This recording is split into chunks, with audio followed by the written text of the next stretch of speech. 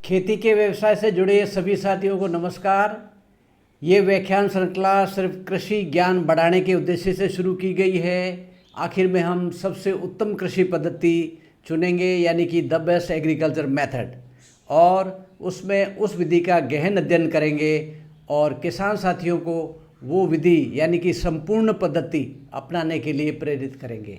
उस प्राकृतिक विधि से संपूर्ण मानव जगत, संपूर्ण पशु पक्षी जगत और संपूर्ण वातावरण का कल्याण होगा।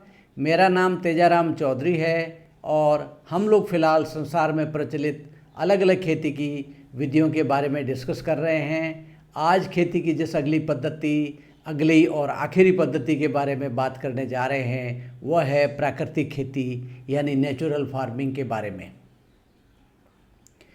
प्राकृतिक खेती को कुछ न करने वाली खेती कहा जाता है या फुकुओका खेती भी कहा जाता है। इस पद्धति की शुरुआत जापान के कृषि वैज्ञानिक मासानोबु फुकुओका ने की थी। इस खेती का मूल सिद्धांत है प्रकृति को अपना काम करने देना।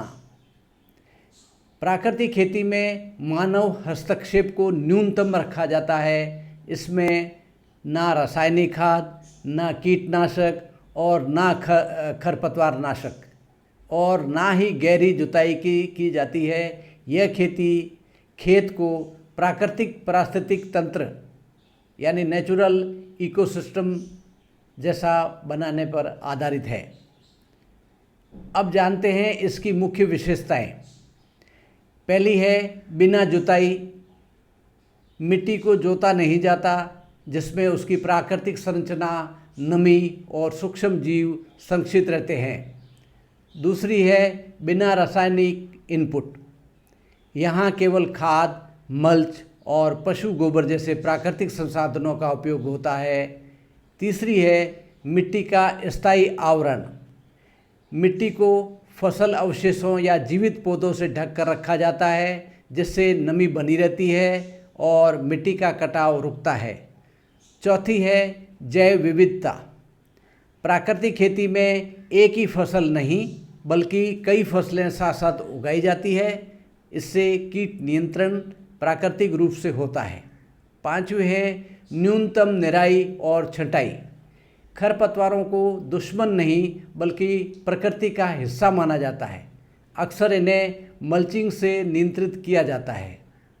छठा है देसी बीजों का उपयोग, स्थानीय बीज जलवायु और कीटों के प्रति अधिक सहनशील होते हैं।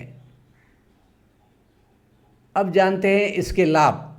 खेती की लागत कम होती है, मिट्टी का स्वास्थ्य बेहतर होता है, पर्यावरण सुरक्षित होता है।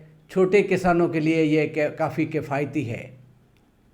लेकिन कुछ चुनौतियां भी है, जैसे शुरुआती वर्षों में उत्पादन कम होता है, किसान को प्रकृति की गहरी समझ चाहिए होती है, संतुलन बिगड़ने पर कीटों का खतरा हो सकता है।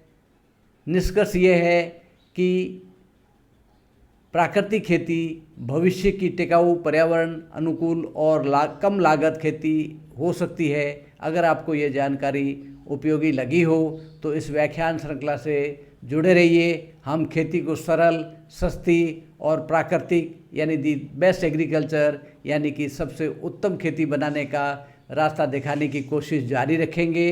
अगर आप लोगों को ये वीडियो पसंद आया हो तो इसको लाइक करिए, सब्सक्राइब करिए और चैनल को सब्सक्राइब करिए। धन्यवाद। जय किसान, जय भारत।